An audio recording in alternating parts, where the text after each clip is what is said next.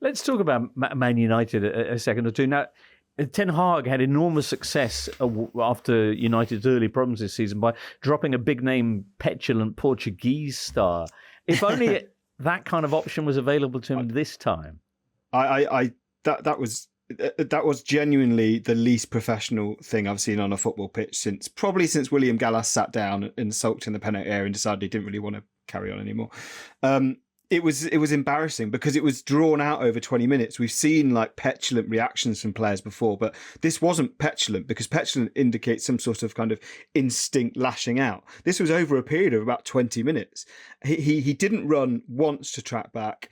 He constantly was whining for fouls. It looked like, and you know, I don't know, so I'm going to let the Sky Sports commentators take the jip on this one if it's not right, but it looked like he has to be substituted, and that's what the Sky Com said. Yeah, the footage is it's pretty unclear on that, I would say. No, yeah, agreed. But he was certainly whining about something and yet doing absolutely nothing. And he's the captain. He's got the captain's armband. I don't think Ten Hag will strip him of the captaincy because...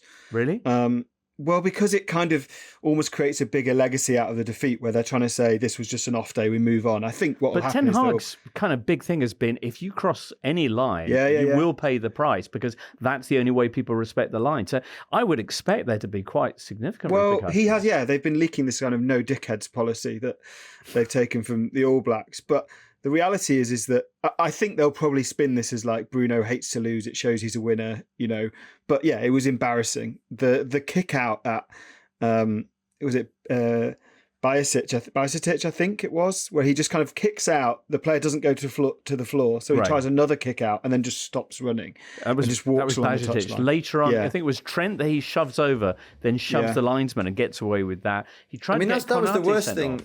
That was the worst thing he did, shoving the linesman. I mean, you know, to make a serious point at a time when violence against match officials in amateur football is higher than it's ever been, and amateur match officials are leaving the game in droves, to have the captain of Manchester United petulantly shove. Okay, it wasn't a violent shove, but the image that sends out is so damaging, and you can understand from a Man United perspective how annoying it is. And I think Gary Neville summed this up quite well, to see, you know, a player as important to the team as Fernandes throwing his arms up in disgust and all the rest of it. But there's a serious point to be made about how bad it looks, what a bad message it sends out to be manhandling match officials. And I think if he's going to be sort of punished for anything, then you know that deserves to be singled out. Chris Jones says, I'm not sure that defeat or that result would have happened if someone other than Fernandes had the armband. What do you think, Tim? Specifically had that bit of material around his arm. Well, in the sense that had you had another person, that if there'd been a leader on the field, I guess. Yeah, I guess maybe it did highlight an issue with lack of leaders. I mean, nobody was taking control of that team in the second half whatsoever. I mean, there's nothing to do with formations or team selection. Just everybody lost their heads. So there were some like defining images. The one of Martinez with his body and his head looking in the complete different direction to Mo Salah would be one. You mentioned crossing the line earlier, and Dalot decided to cross the line so he couldn't prevent the seventh goal going in. Casemiro, who's been holding things together, you know, he's after half an hour, his pass accuracy was 43%. He managed to get it up to 63, which must be his lowest of the season by a mile. So everybody just had a huge off day. It's hard to explain exactly how and where that's come from, because there have been no clues in the last few weeks.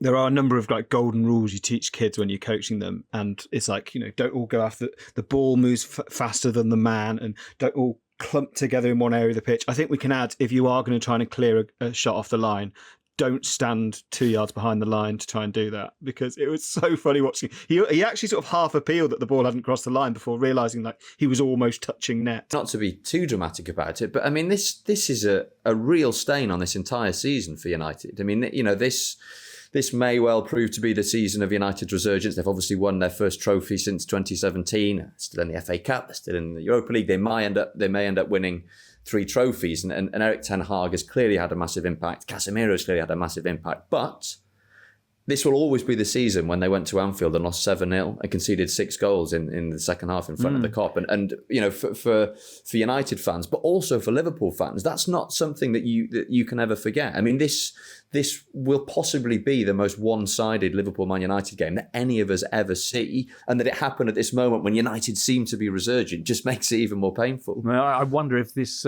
result may live on for Liverpool fans rather more than for Man United fans. Of course, they'd have all the interest to celebrate it for a long time, but it might well be that Man United do have a successful season beyond this, that it does prove to be, as Gary Neville was suggesting afterwards, one of those things that happens even in the midst of a successful season, as it has done to other clubs. But for Liverpool, something quite extraordinary. Any other thoughts on events at Anfield before we move on from, say, 7-Up to perhaps the cherry choke that we saw at the Emirates? Well, it was best summed up by Andy Robertson afterwards, who said it's just 3 points, James.